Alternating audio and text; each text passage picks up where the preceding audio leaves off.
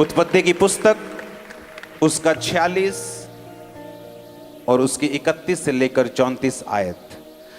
तब यूसुफ ने अपने भाइयों और अपने पिता के घराने से कहा, मैं जाकर फिरौन को समाचार दूंगा कि मेरे भाई, मेरे पिता के सारे घराने के लोग जो कनान देश में रहते थे वो मेरे पास आ गए हैं। वे लोग चरवाहे हैं क्योंकि पशुओं को पालते आए हैं, इसलिए वे अपनी भेड़ बकरी गाय बैल और जो कुछ उनका है सब ले आए हैं। जब फिरौन तुमको बुला के पूछे कि तुम्हारा उद्यम, तुम्हारा बिजनेस क्या है, तब कहना कि तेरे दास छोटे होते से ही पशुओं को पालते आए हैं, वरन हमारे पुरखा भी ऐसा ही करते थे।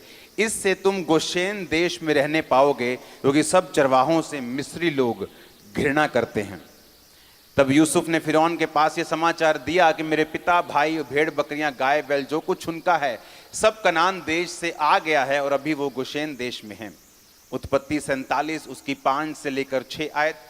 तब फिरौन ने यूसुफ से कहा, तेरा पिता और तेरा भाई तेरे पास आ गए हैं, मिस्र देश तेरे सामने पड़ा है। इस देश का जो सबसे अच्छा भाग हो उसमें अपने पिता और भाइयों को बसा दे, अर्थात वो गोशेन ही देश में रहें। और यदि तू जानता हो तो उनमें से जो परिश्रमी पुरुष हैं उन्हें मेरे पशुओं के अधिकारी ठहरा दे। सब बोलो आमीन। अब 47 उत्पत्ति 11 और 12 आयत में लिखा, तब यूसुफ ने अपने पिता और भाइयों को बसा दिया और फिरौन की आज्ञा के अनुसार मिस्र के सबसे अच्छे से अच्छे भाग में अर्थात रामसेस नामक देश में भूमि देकर उनको सौंप दिया। और यूसुफ अपने पिता का, भाइयों का और पिता के सारे घराने का एक एक के बाल बच्चे की घराने की गिनती के अनुसार भोजन दिला दिलाकर उनका पालन पोषण करने लगा। आमीन। बाइबल कहते हैं कि जब यूसुफ ने अपने राजा को कहा कि मेरे बाप, मेरे बच्चे, जो मेरे सब परिवार है वो आ गया है, तो बाइबल कहती है कि उसने कहा कि तुम उनको बताना कि तुम्हारा बिजनेस क्या है। तुम्हारा बिजनेस है पशुओं को पालने का। लेकिन वचन ये कहता है कि मिस्री लोग जो थे वो पशु पालन से, चरवाहों से नफरत करते थे। क्या करते थे वो?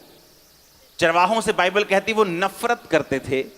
लेकिन वचन ये कहता है कि उस नफरत के बावजूद भी उनको बेस्ट देश दिया गया, जहां पर गोशेन देश जो था वो पूरा ग्रीन था। मिस्र देश में एक ऐसी, अगर आप मिस्र देश में जाएंगे तो वो पूरा एक आपको रेगिस्तान की तरह नजर आएगा।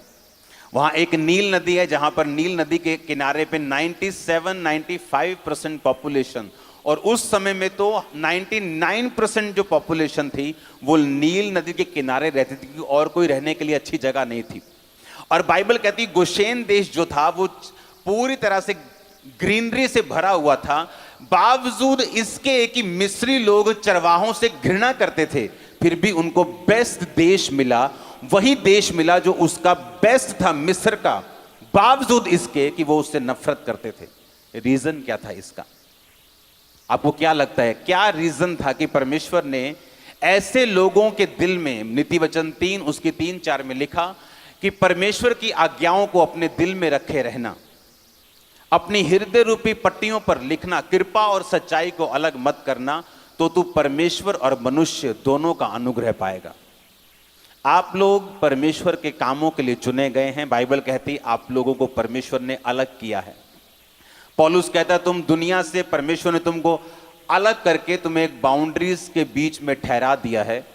तुम स्वतंत्र तो हो, लेकिन वो सब काम नहीं कर सकते जो अन्य जाति लोग कर सकते हैं, क्योंकि परमेश्वर ने तुम्हें आजाद तो किया है, पर अपनी आजादी को पाप के लिए यूज नहीं करना।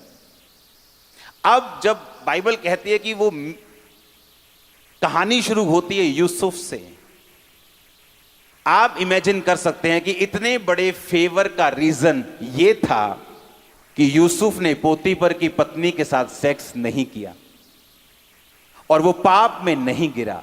ये रीजन था उसका इतनी बड़ी ब्लेसिंग अपने लिए और अपने परिवार के लिए रखने का।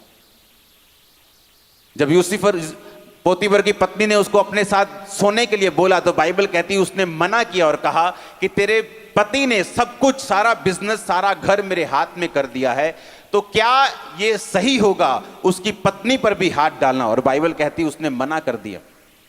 उसकी पत्नी ने जानबूझकर उसको इल्जाम लगवाकर उसको जेल भेजा, लेकिन बाइबल कहती जब वो जेल में था और सांकलों से बंधा हुआ था तो भी यहोवा का वचन उसे कसौटी के ऊपर कसता रहा। क्या आप इमेजिन कर सकते हैं एक शरीर का काम आप और आपके परिवार और जनरेशन के नाश होने का कारण बन सकता है, और उसी शरीर के काम से फ्री होना आपकी और आपके जनरेशन की ब्लेसिंग का कारण भी बन सकता है।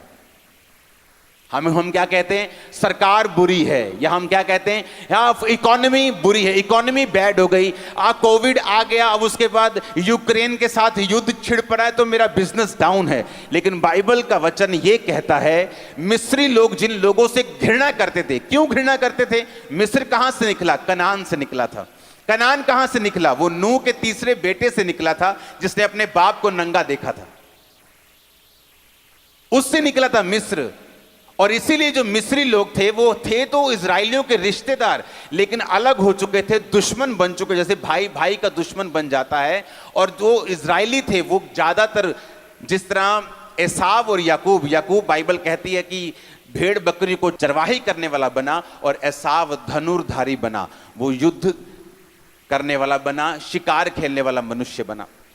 तो इजराइली जो लोग थे वो चरवाहे थे। इसके बावजूद भी कि एक पूरा देश, उसका प्रधानमंत्री, उसका राजा, उसके लोग उनसे नफरत करने के बावजूद भी आप इमेजिन करो कि जब वो उस देश में जाते हैं तो बेस्ट पोर्शन उनको मिलता है। आपकी लाइफ में बेस्ट पोर्शन खुदा आपको देने के लिए तैयार है। मैंने कहा आप अपनी लाइफ में बेस्ट को देखने के लिए तैयार हो जाओ। बस एक काम करना है। यहां पे मैं आपको एक ही वचन देने के लिए आया हूं। यह वचन खुदावंद ने मुझे इस हफ्ते की शुरुआत से थोड़ा पहले दिया था, आज देने के लिए आप लोगों को। अगर आपने एक काम ये कर लिया, मैं आपको बताता हूं, इकोनॉमी बैड हो, इकोनॉमी वर्स्ट हो, आपका देश यूएसए हो, सोमालिया हो, नाइजीरिया हो, इंडिया हो, कोई फर्क नहीं पड़ने वाला। आप बेस्ट हिस्से में रहेंगे इन जीसस नेम। आमीन। मुझे ऊंचे वाला चाहिए चर्च। हालेलुया। अब उसने जब मना किया कि मैं इस शरीर के काम को नहीं करूंगा और मैं आत्मा के अनुसार चलूंगा, हालेलुया, और वहां से उसकी जर्नी जो है वो स्टार्ट होती है। जब वो अपने शरीर के काम को मना कर देता है और वहां से उसकी स्पिरिचुअल जर्नी स्टार्ट होती है। यीशु मसीह ने कहा, जब तू मेरे वचनों के ऊपर चलेगा तो परमेश्वर और मनुष्य दोनों का ग्रेस तू पाएगा। आज आप जानते, आजकल का यूथ इतना कंफ्यूज क्यों है? क्योंकि पवित्रताई में नहीं है। आप जानते हैं आजकल का यूथ इतना ब्रेक क्यों है? इतनी अपॉर्चुनिटीज होने के बावजूद भी फाइनेंशियल स्ट्रगल क्यों है? क्योंकि पवित्रताई की कमी है लाइफ के अंदर। और जिस दिन ये कमी खत्म हुई, आप इमेजिन करो बाइबल क्या कहती है। आप जानते हैं, अगर आप इस स्टोरी को आगे पढ़ें, उत्पत्ति 47 उसकी 18 से 24 और 11 से 12 पढ़ें, तो वहां पे बाइबल कहती है, जब सारे देशों में अन्न खत्म हो गया तो सारे लोग यूसुफ के पास जाकर अन्न मांगने लगे। तो पहले यूसुफ ने भेड़ बकरियां, गाय बैल के बदले में उनको अन्न देना शुरू किया। जब वो भी खत्म हो गए तो वो फिर आए, कहते अब सब कुछ खत्म हो गया, अब क्या करें? कहते हमारे पास सिर्फ जमीन रहती है। तो वो अपनी जमीन दे देकर उससे अन्न खरीदने लगे। और बाइबल कहती है सारे मिस्र की जो धरती थी वो फिरौन की राजा की हो गई, गवर्नमेंट की हो गई।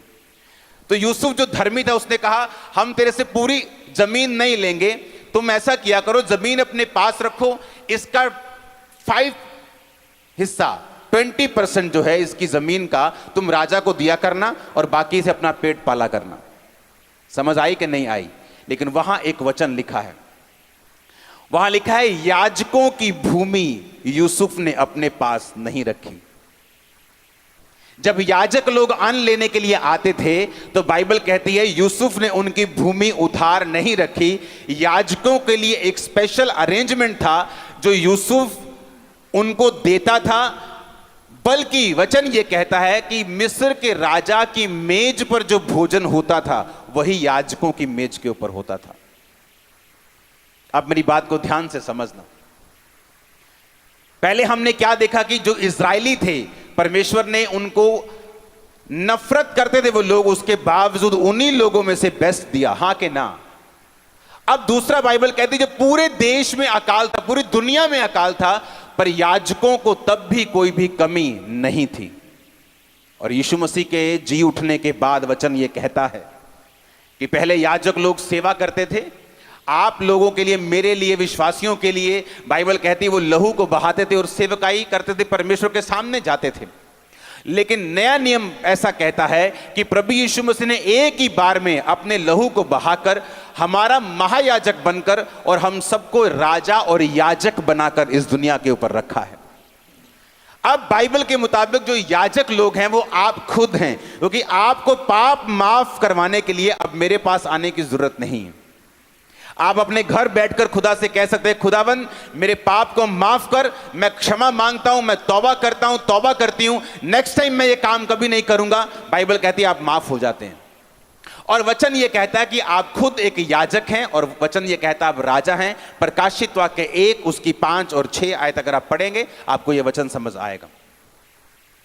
इसका मतलब क्या, जब पुराने नियम में याजकों की भूमि नहीं गई, जबकि पूरी दुनिया की भूमि खत्म हो रही थी, कोई देश बचा नहीं था, कोई परिवार बचा नहीं था, अमीर से लेके गरीब हर बंदा अनमोल लेने के लिए अपना सब कुछ बेच रहा था, क्योंकि वचन कहता है कि 7 साल ऐसा अकाल पड़ा जो पृथ्वी के ऊपर कभी नहीं पड़ा था।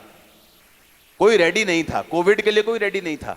रेडी था कोई रेडी नहीं था। कोविड जैसे ही आया, बड़े बड़े देश जो बड़ी बड़ी पिक्चरें निकालते 20-20 हजार करोड़ की, सुपरमैन इधर जा रहा है, सुपरमैन इधर जा रहा है, कहां गए सारे सुपरमैन? गायब हो गए थे उस दिन। कोई काम नहीं आया क्योंकि तैयारी नहीं थी। कोविड की कोई तैयारी, अकाल की कोई तैयारी नहीं थी। बड़े से लेके छोटी कंपनी, बड़े से लेके छोटा परिवार, सब इफेक्टेड हो चुके थे, सबकी जमीन खत्म हो चुकी थी सिवाय याजकों के। और वचन क्या कहता है? तुम एक याजक हो।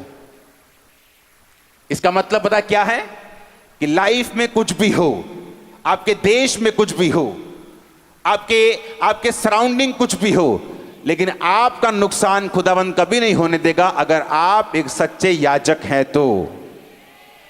याजक क्या करते थे? बाइबल कहती है वो सेवा करते थे। आज दिखाओ मेरे को विश्वासी चर्च में जो सेवा करने वाले विश्वासी हैं। मैं आपको सिरदर्द वाले विश्वासी दिखा दूंगा, फॉरेन ब्रांचेस में ज्यादा, जो अपने पास्टर्स को सिरदर्द ज्यादा देते हैं और सेवा कम करते हैं। लेकिन क्या इवेंजलिज्म करते हैं? कभी नहीं गए। क्या आप अपने पास्टर के साथ मिलकर गली गली जाते हैं सुसमाचार बांटने के लिए? बोलते हैं हम बिजी हैं। एक रिक्शा वाला से लेके एक इलन मस्क तक सब बिजी हैं, कोई फ्री नहीं है। लेकिन जीसस ने कहा जब तुम मेरी सेवा करोगे मेरा पिता तुम्हारा आदर करेगा और तुम्हारा नुकसान नहीं होगा। किन लोगों के नुकसान हो रहे हैं? जो सेवा में नहीं।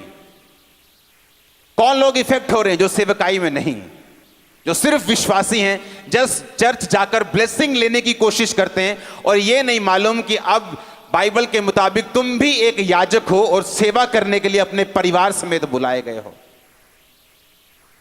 अपने पास्टर पर एहसान मत करो चर्च में जाके, क्योंकि तुम भी सेवकाई के लिए उसके साथ बुलाए गए हो। हालेलुया।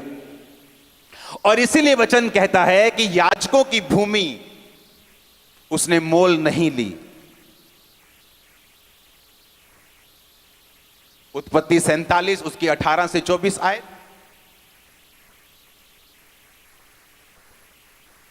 मैं 22 में पढ़ूंगा। पर याजकों की भूमि तो उसने ना मोल ली, क्योंकि याजकों के लिए फिरौन की ओर से नित्य भोजन का बंदोबस्त था। नित्य जो भोजन फिरौन उनको देता था वही वे खाते थे, इस कारण उनको अपनी भूमि बेचनी ना पड़ी। याजकों को अपनी भूमि बेचनी नहीं पड़ी। वो इस दुनिया की इकोनॉमी के इफेक्ट से आजाद थे। अगर आज आप फैसला करेंगे, पहला पवित्रताई में रहने का, दूसरा सेवा करने का, आप कुछ भी हो जाए, मैंने कहा कोई परमाणु हमला भी हो जाए, आप सेफ हैं यीशु के नाम। कोई ऐसा इकोनॉमिक इफेक्ट आपकी कंट्री पे आ जाए, लेकिन आप सेफ होंगे। और आप इमेजिन नहीं करेंगे, कोविड के दौरान मैंने चर्चिस को बंद होते देखा, सेवकाइयों को बंद होते देखा, बिजनेसेस को बंद होते देखा, चीजों को खत्म होते देखा, परिवारों को खत्म होते देखा। आप खामरा चर्च का इतिहास देख लो, उसके बाद हम 3 गुना 4 गुना 10 गुना शाइन किया हमने। रीजन, क्योंकि जो खुदा, जो बाइबल का खुदा है, वो मेरा खुदा है, आज भी वो जीवित है, वो मुर्दा नहीं है। लेकिन प्रॉब्लम यह है मैं सेवा में हूं कि नहीं, या मैं पवित्रताई में हूं या नहीं। बिना पवित्रताई के बाइबल कहती तुम परमेश्वर को देख भी नहीं सकते। तुम तो चर्च में माइक लेके गा रहे होंगे, लोगों को मालूम है तुम गा रहे हो, लेकिन अगर तुम पवित्रताई में नहीं हो तो परमेश्वर को नहीं मालूम तुम गा रहे हो। वो पूछेगा भाई तुम कौन हो? बोले मैं गा रहा था। परमेश्वर कहा नहीं, मैंने तो देखा ही नहीं कभी तुम्हें गाते हुए। नहीं नहीं प्रभु, मैं तो वॉलंटियर बन के सबसे आगे था, लेकिन मैं तुम्हें जानता ही नहीं हूं, कौन हो तुम? उसने कहा पवित्र बन जिस तरह तेरा बुलाने वाला, और अगर तू पवित्रताई में नहीं है तू परमेश्वर को नहीं देख सकता, वचन कहता है। आप बोलेंगे मैं टाइदर हूं, कब दिया टाइद? मैं तो जानता ही नहीं, तू कौन है तू? आप बोलेंगे परमेश्वर तू मुझे जानता नहीं, हे कुकर्म करने वालों मेरे सामने से दूर हट जाओ और लेफ्ट हैंड साइड चले जाओ, नरक में चले जाओ जो तुम्हारे और तुम्हारे शैतान के दूतों के लिए तैयार किया गया। क्रिश्चियनिटी एक रियलिटी है अगर इसे जिया जाए तो। आमीन। ये एक रियलिटी है। बाइबल कहती है उसने याजकों की भूमि मोल नहीं ली। क्यों नहीं मोल ली उसने याजकों की भूमि?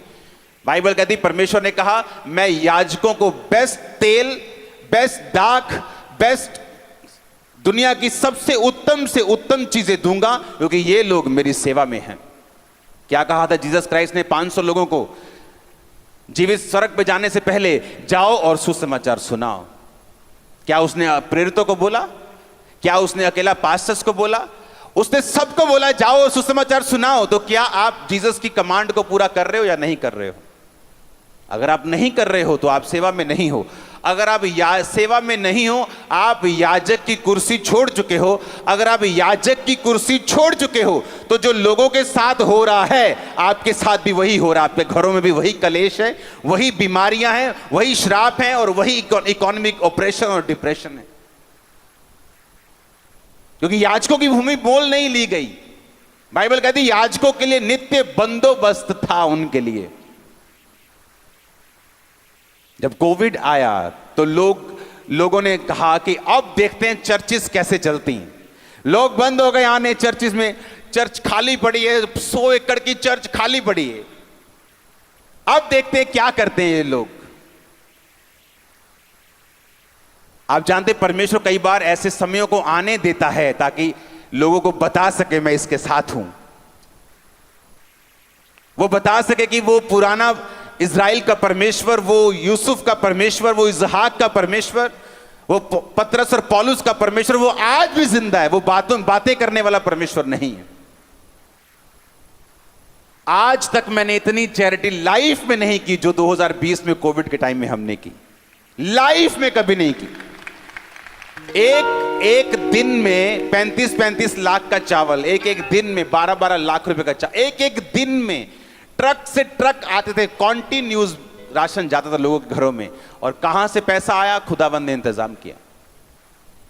मैं एक मिशनरी कॉलेज बना रहा हूं अभी। बाइबल कॉलेज तो है मेरे पास जहां पे बच्चे पढ़ते हैं और उसके बाद 3 साल के बाद वो अपने ही मिनिस्ट्री के ब्रांचेस को संभालते हैं। कोई जाके अपनी चर्च ओपन करता है, वो तो है।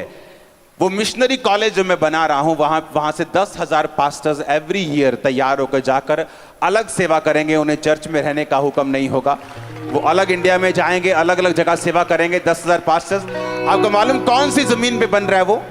ये वही जमीन पे बन रहा है जो मैंने कोविड के टाइम पे खरीदी थी। उसी जमीन के ऊपर बना रहा है परमेश्वर। वो शैतान को उसी की भाषा में जवाब दे रहा है कि तूने नष्ट करने की कोशिश की और यहीं पे मैं तेरी चीजों को गाड़ूंगा और खत्म करूंगा। जहां से तूने गाड़ने की कोशिश की, तूने शर्मिंदा करने की कोशिश की, अब इसी जगह से तू शर्मिंदा होगा। वो 5.5 वो 2 लाख स्क्वायर फीट का लैंड है जो कोविड के टाइम पे खरीदा गया था। हालेलुया। कोविड में लोगों को जरूरत पड़ी लेकिन चर्च तैयार थी। आमीन। खुदावंद ने कहा याजकों की भूमि नहीं कहीं पे जाएगी। फिरौन की ओर से नित्य बंदोबस्त था। एक दुश्मन के हाथ से परमेश्वर ने बंदोबस्त किया। पूरे इज़राइल में अकाल पड़ा।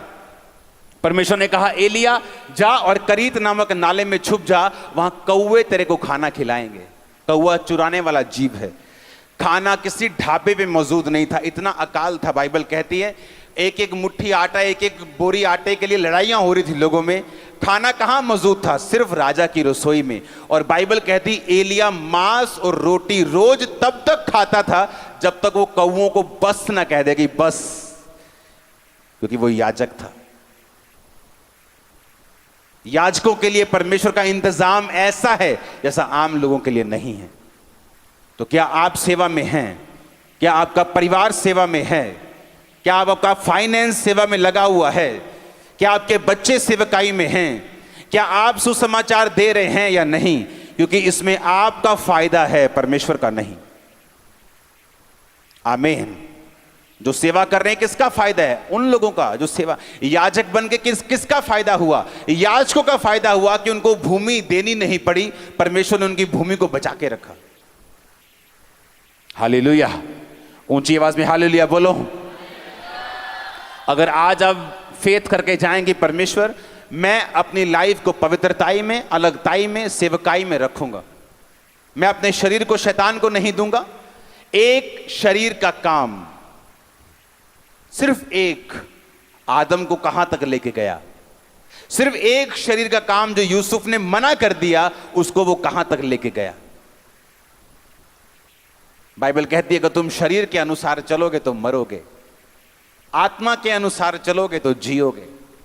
सारी सेवकाई, सारी क्रिश्चियन लाइफ इस बात पे डिपेंड करती है कि आप अपने शरीर को कितना फीड करते हैं, पाप से कितना दूर रहते हैं, आप परमेश्वर के साथ कितना अलगताई में रहते हैं, कितना सेवकाई में रहते हैं, परमेश्वर के साथ कितना जुड़े रहते हैं। परमेश्वर ने कहा जब तू मेरी सेवा करेगा, मेरा बाप तेरा आदर करेगा। और जब परमेश्वर आदर करने पे आता है, वो जबरदस्त करता है।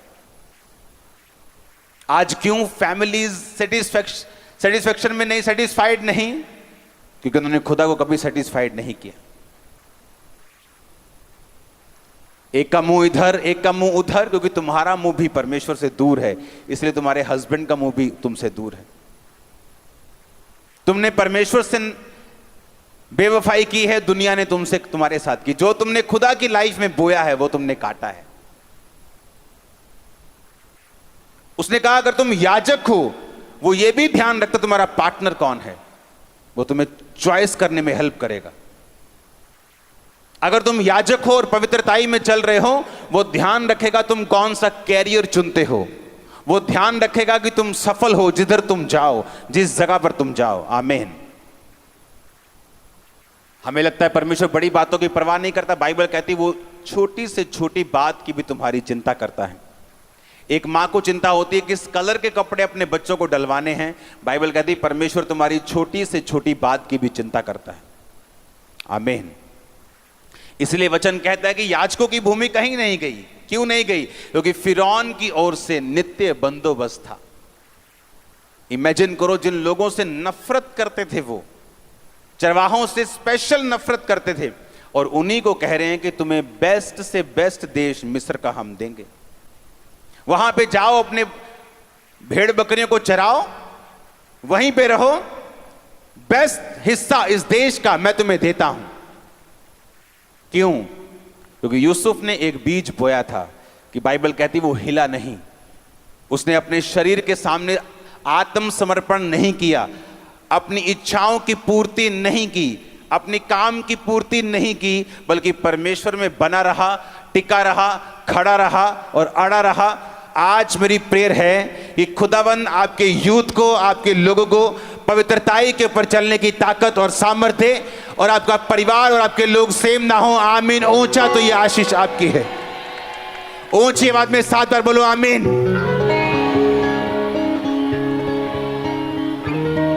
Hallelujah, hallelujah, hallelujah. मेरा बिलीव है आप लोग इस बात को ध्यान से समझेंगे। आमीन।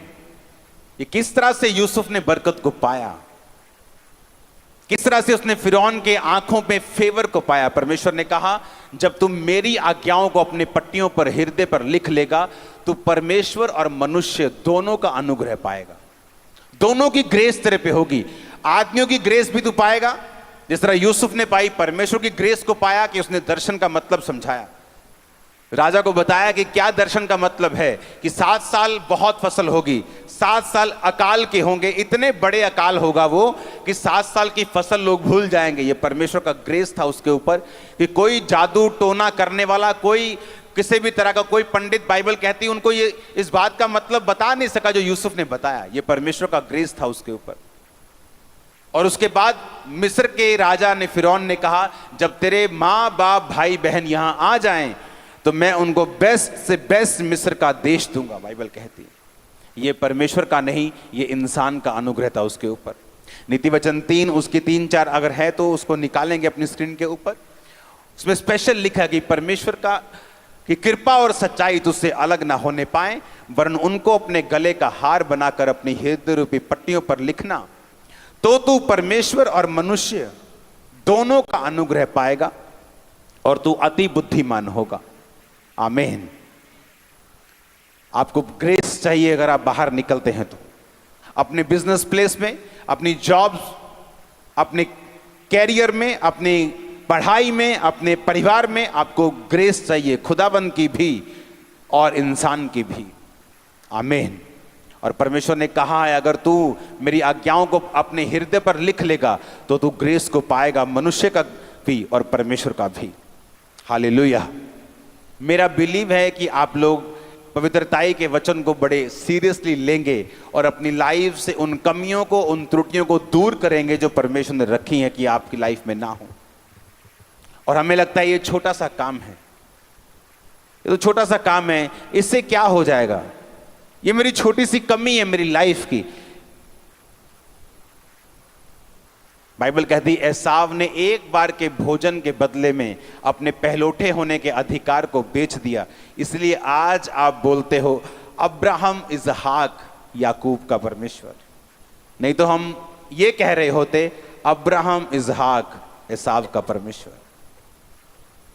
जब दाऊद के घर में मसा करने के लिए नबी गया तो वो दाऊद नहीं था जिस पे परमेश्वर की योजना थी, आपको मालूम होना चाहिए। वो उसका बड़ा भाई था जिस पर परमेश्वर की योजना थी उसको राजा बनाने की। लेकिन वचन कहता है कि वो अयोग्य करार दिया गया। किसी को भी बिना परखे आप अयोग्य करार नहीं देते। आपका स्कूल आपको फेल, आपको ये नहीं कहता कि तू 10th में नहीं जा सकता जब तक वो आपके पेपर ना ले। तो इसका मतलब परमेश्वर ने उनके टेस्ट लिए और उनको भी मालूम नहीं था कि उनका टेस्ट हो रहा है। हालेलुया। उनको मालूम नहीं था उनका टेस्ट हो रहा है, लेकिन जब वो सामने गए परमेश्वर ने कहा मैं इसे अयोग्य करार देता हूं। सेकंड अयोग्य, थर्ड अयोग्य, सब आ गए, हाँ सब आ गए, लेकिन एक रह गया जो जंगल में रहता है, भेड़ बकरियों को चराता है। जब वो आया परमेश्वर ने कहा यही है, इसे मसा कर। और इसलिए वचन कहता है मैं तेरे भाइयों के मध्य में मैंने तेरा अभिषेक किया। आमीन। एक ही घर में 2 भाई हो सकते हैं, एक शरीर के अनुसार चलने वाला और एक आत्मा के अनुसार चलने वाला। दोनों की लाइफ अब सेम हो सकती है लेकिन फ्यूचर में सेम नहीं होगी। स्पिरिचुअल चीजों का महत्व है, स्पिरिचुअल चीजों की वैल्यू है। आज एक शारीरिक इंसान और एक आत्मिक इंसान, दोनों का रिजल्ट, दोनों की पोजीशन सेम लग सकती है लेकिन फ्यूचर में ऐसा नहीं होगा। आमीन। मैं अपने दोस्त से मिला, मेरी वाइफ मेरे साथ थी थोड़े दिन पहले, मैं उस जगह से निकल रहा था, मैंने उसको फोन किया, मैंने कहाँ है तू? तो अपनी शॉप पे ही है। कहता हाँ मैं शॉप में। कहा आजा बाहर, मैं तेरी वेट कर रहा हूं।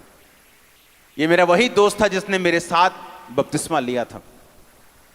हम दोनों एक्साइटेड थे परमेश्वर में आकर, क्योंकि मैं मेंटल अटैक से मैं फ्री हुआ था और वो मेरी हालत को जानता था।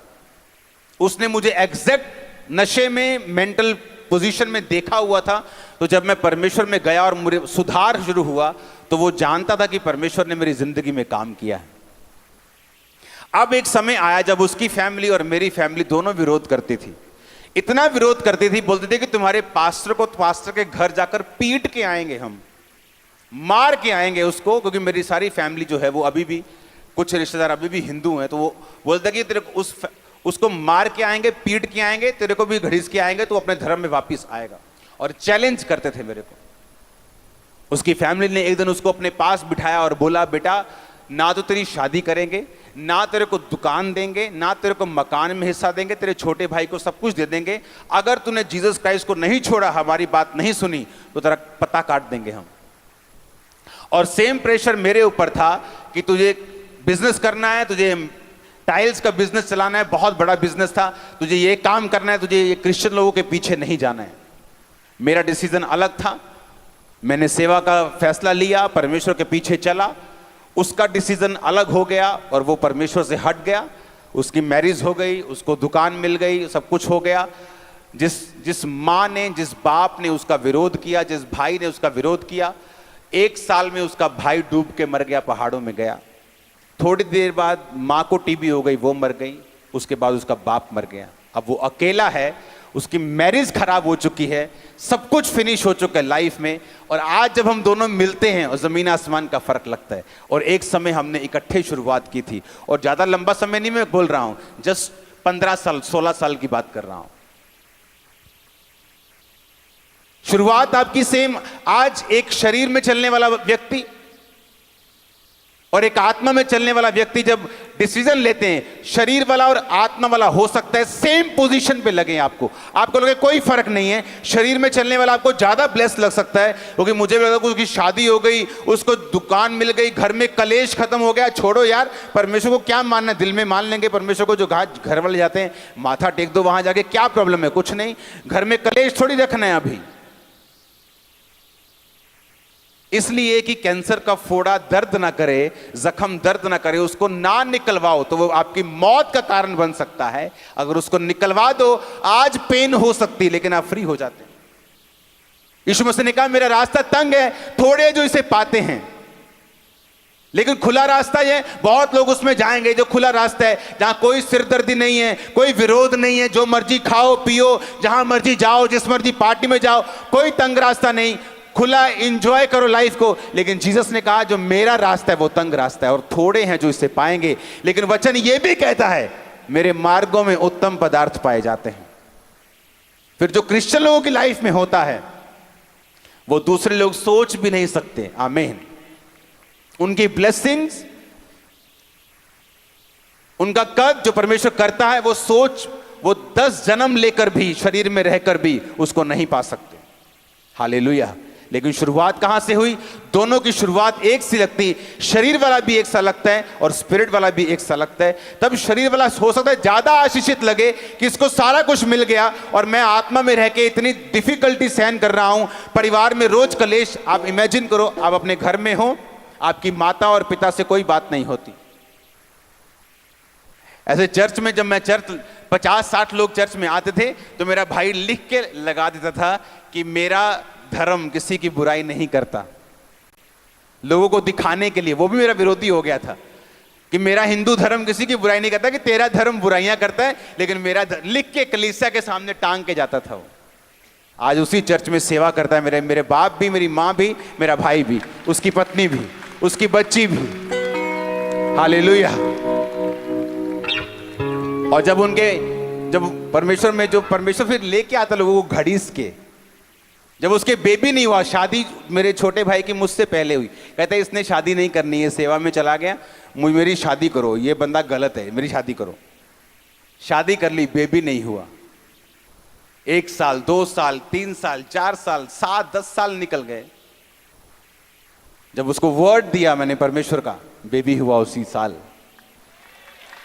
तो उसे मालूम हुआ कि ये फर्क है मुझ में और इसमें, कि इसने इतने साल परमेश्वर में लगाए हैं, ये फर्क है मुझ में और इसमें। इसने सेवा को नहीं छोड़ा, ये फर्क है इसमें और मुझ में। मेरी लाइफ को देखा गया, परखा गया। आपकी फैमिली कभी भी आपके प्रचार पे यकीन नहीं करती, याद रखना। आपकी फैमिली यकीन रखती है आपके लाइफ के रिजल्ट के ऊपर, जो आप दिखाते हैं बाय फोर्स बाय फायर। आमीन। वो आपके प्रचार को नहीं सुनती। मैंने अपने फादर को बैप्टाइज दिया, अपनी मदर को बैप्टिज्म दिया, अपने ब्रदर की वाइफ, मैंने अपने पूरे परिवार को बपतिस्मा दे चुका हूं। और आप इमेजिन करो, एक बार भी बैठकर ऐसे 1 सेकंड के लिए बाइबल खोलकर मैंने उन्हें कभी वचन नहीं बताया। जो सुनते चर्च से सुनते हैं और लाइफ देखते हैं मेरी घर पे, वो जीवन देखते हैं पवित्रताई का, अलगताई का, और रिजल्ट देखते हैं और रिजल्ट को सल्यूट करते हैं लोग। आपकी लाइफ में, सुनो मेरी बात, पवित्रताई, सुनो, एक गुण नहीं है। पवित्रताई एक गुण नहीं है, सिर्फ एक गुण नहीं है, एक अच्छा एट्रीब्यूट एक नहीं है। पवित्रताई एक हथियार है आप लोगों के लिए। आप नहीं जानते। आपकी लाइफ का वर्स्ट अटैक जो शैतान ने किया है, आप होलीनेस से उसे खत्म कर सकते हो। वो आपके हस्बैंड पे हो, वो आपके फाइनेंस पे हो, वो आपके बच्चों पे हो, वो आपकी सेहत पे हो, वो आपके किसी भी चीज के ऊपर हो। पवित्रताई को मेंटेन कर लो, प्रेयर को मेंटेन कर लो, सेवा करनी शुरू कर दो, अटैक खत्म हो जाएगा, वो स्ट्रगल खत्म हो जाएगा। वो 40 साल पुराना रोग क्यों ना हो, वो 50 साल पुरानी आपकी फैमिली ट्रबल कर्स क्यों ना हो, अगर आप इन चीजों को फॉलो करना शुरू करेंगे, सब चेंज हो जाएगा। हालेलुया। आज मेरा वो दोस्त भी एग्री करता है मेरी बातों से कि तूने स्टैंड लिया इसलिए तू यहां पे है। मैं तेरी ब्लेसिंग के साथ मैच नहीं कर सकता हूं। कहता मैं 1% भी मैच नहीं कर पाता हूं तेरी ब्लेसिंग के साथ। वो खुद इकरार करता है। हम दोनों अभी भी दोस्त हैं, लेकिन उसे मालूम है कि मैंने एक फैसला लिया था, उसने भी एक फैसला लिया था परमेश्वर में ना चलने का, और मैंने चलने का। वो दिन मेरे दुख भरे थे, घर पे जाना, माँ से बात ना होना, बाप से बात ना होना, भाई से बात ना होना, लड़ाई होना, झगड़े होना, कोई इमोशनल अटैचमेंट सब खत्म हो गया था घर में। जीसस ने कहा जो कुछ तू मेरे लिए छोड़ देगा तू पाएगा, 100 गुना पाएगा। आज मेरा परिवार मेरे साथ ज्यादा अटैच होगा, मेरे भाई से भी। क्यों? उसका वचन पूरा हुआ। आमीन। लॉस एंजलिस में ये फर्स्ट मैं सीड डाल के जा रहा हूं। मेरा बिलीव है आप लोग सेवा में जाएंगे, मेरा बिलीव है सुसमाचार आप लोग देंगे, मेरा बिलीव है। आमीन। लोगों को यहां सुसमाचार देने की आदत नहीं, इसलिए मैं जहां पे मेरी ब्रांच ना हो मैं क्रूसेड नहीं करता हूं, क्योंकि लोगों को सुसमाचार देने की आदत नहीं है। जो लोग ब्रांच से बाहर अगर वो क्रूसेड करवाएं, वो कभी भी इतना सुसमाचार नहीं कर पाते जितना मेरी ब्रांच कर पाती। हालेलुया। क्योंकि आपको सिखाना है लोगों को कि अगर आप सुसमाचार देंगे, अगर आप सेवा में जाएंगे, आप प्रोटेक्टेड रहेंगे, आप ब्लेस्ड रहेंगे। आप खामबरा में टेस्टिमनीज को सुनते हैं, आप amazing testimonies, hundreds of testimonies her Sunday her Thursday होती। रीजन क्या? उन लोगों को लगाया है मैंने सेवकाई में, उनके परिवारों को लगाया है सेवकाई में। क्योंकि जब आप सेवकाई में होते हैं, पास्टर्स को भी आसानी होती है आपकी लाइफ में हीलिंग करने के लिए, डिलीवरेंस करने के लिए, आपकी लाइफ में बरकत को रिलीज करने के लिए उनको भी आसानी होती है कि आप परमेश्वर के वचन के ऊपर खड़े हैं। आमीन। आप गर्म है तो अगर थोड़ा पड़ेगा तो जल्दी शेप में आ जाएंगे आप, लेकिन अगर आप ठंडे हैं तो पास्टर हथौड़े मार मार के थक जाएगा, और उसका भी विश्वास आप एक दिन खत्म कर दोगे, जो आज चर्चिस में हो रहा है। हालेलुया। मेरा बिलीव है आप लोग सेवा करेंगे, आज एंजल्स आपको टच करेंगे, अनॉइंटिंग आपको छुएगी, आप सेम नहीं होंगे। अपने परिवारों समेत यीशु मसीह के सामर्थी नाम में आमीन हो। चाहिए बरकत आपकी है। Hallelujah, hallelujah. आपने तो वचन पढ़ा है, मैंने पूरा होते देखा है। वो सरकारें जो क्रिश्चियन लोगों से नफरत करती हैं, मैंने उसका फेवर पाया है इंडिया में।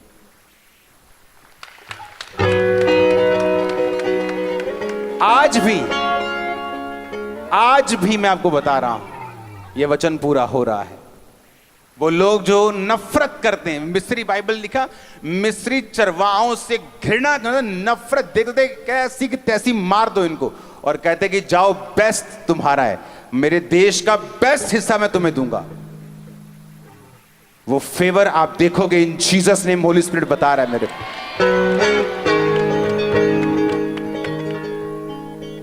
एक बंदा जो नफरत करता है मिस्री इजराइलियों से, चरवाहों से जो घृणा करते, बाइबल कहती है नफरत, हेट करते थे उनको, और कह रहे भाई साहब आ जाओ, मिस्र देश में बेस्ट गोशेन देश, हरी चारगाहियों से भरा हुआ तुम्हें देता हूं, मेरे पशु भी तुम रख लो, अधिकारी बन जाओ मेरे पशुओं के, मेरे बिजनेस में पार्टनर बन जाओ।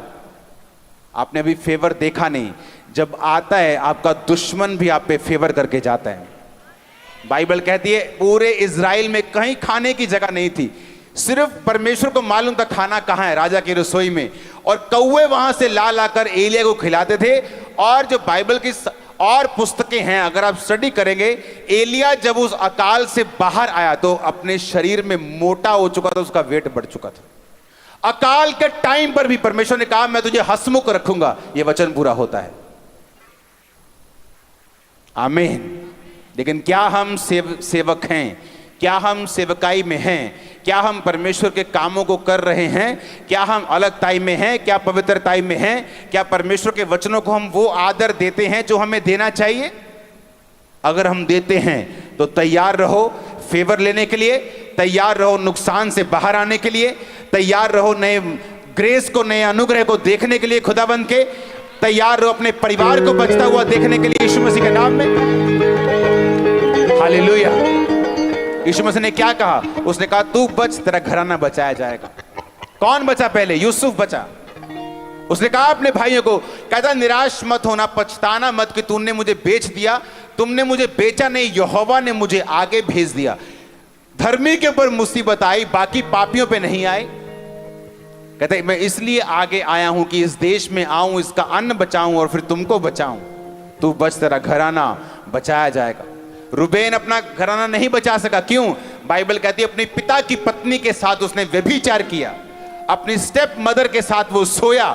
इसलिए बाइबल कहती परमेश्वर ने उसे अपना घराना बचाने के लिए इस्तेमाल नहीं किया।